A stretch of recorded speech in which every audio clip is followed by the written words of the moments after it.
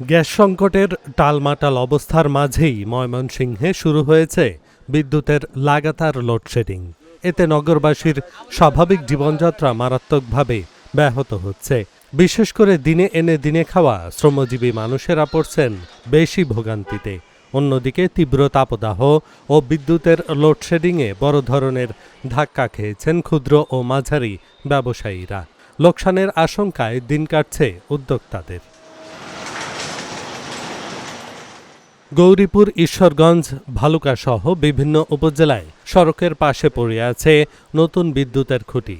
এতে বিদ্যুৎ বিভ্রাট থেকে মুক্তি পাওয়ার আশা দেখেছিল এ অঞ্চলের মানুষ। কিন্তু চলতি সময়ে ঘন ঘন বিদ্যুতের আসা যাওয়া লুকোচুরি খেলায় তা এখন স্বপ্নভঙ্গ। শুধু দিনে নয়, রাতের বেশিরভাগ সময় থাকছে লোডশেডিং। একদিকে তীব্র গরম, অন্যদিকে বিদ্যুতের ভেলকিতে বাড়ির বাইরে চলে আসছেন বাসিন্দারা। বিপাকে পড়েছেন দিনে এনে দিনে খাওয়া শ্রমজীবী মানুষ। ঘন ঘন বিদ্যুৎ জায়গা, বাল বাচ্চালে শুয়ে আরাম পায় না। ঘন ঘন জায়গায় আর কি কারেন্টের সমস্যা খুব। কি করছে কিন্তু কিছু কাপ করতেছে, কিন্তু কিছু করতেছে নিজেরা খুঁজাইতেছে। এইটা হইলো একটা দেশের কিন্তু আমরা ঘুমাই পারি না, ঠিক কথা নেই। কালকে গরমে তো ঘুমাইতে পারি না। মনে করেন যে আবার রাত হয়েছে, এবার রাত পাইছে, দুই দিন ধরে একবারে ঘুমাইতে পারি না এই গরমে।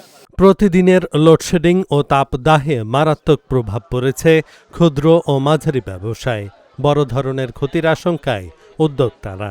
1 ঘন্টা দিলে 3 ঘন্টা থাকে না কারেন্ট। এবার গাড়ি চলে না। জমা আছে না 400 টাকা, 450 টাকা জমা হয়েছে গোলা গাড়ি। এই হচ্ছে গাড়ি। আর খাওয়ার মনে বাজার তো মনে আগুন, আর না খাওয়া মনে লাগে হিসাবে। আমরা সারাদিন পরিশ্রম, এই দেখেন আপনারা কত পরিশ্রমে কাজ করি আমরা।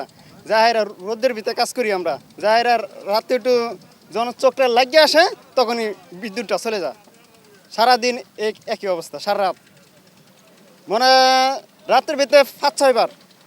এদিকে বিদ্যুৎ বিভাগ বলছে গ্যাস সংকটের কারণে বিদ্যুৎ উৎপাদন কম থাকায় লোডশেডিং বেড়েছে। লোডশেডিং স্বাভাবিক হতে অপেক্ষা করতে হবে অক্টোবর পর্যন্ত, বললেন এই কর্মকর্তা। এখানে একটা পাওয়ার স্টেশন আছে, ময়মনসিংহ পাওয়ার স্টেশন। তার জেনারেশন ক্যাপাসিটি 210 মেগাওয়াট। এখানে কোনো গ্যাস পাচ্ছে না। আপনি গ্যাসের জন্য জানেন যে বাংলাদেশে এখন একটা গ্যাসের জাতীয় ক্রাইসিস হয়ে দাঁড়াইছে।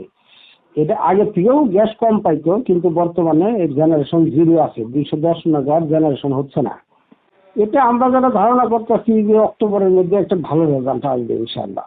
ময়মনসিংহে প্রতিদিন 1500 মেগাওয়াট বিদ্যুতের চাহিদার বিপরীতে সরবরাহ হচ্ছে 1000 মেগাওয়াট বিদ্যুৎ। Dhaka journal news desk.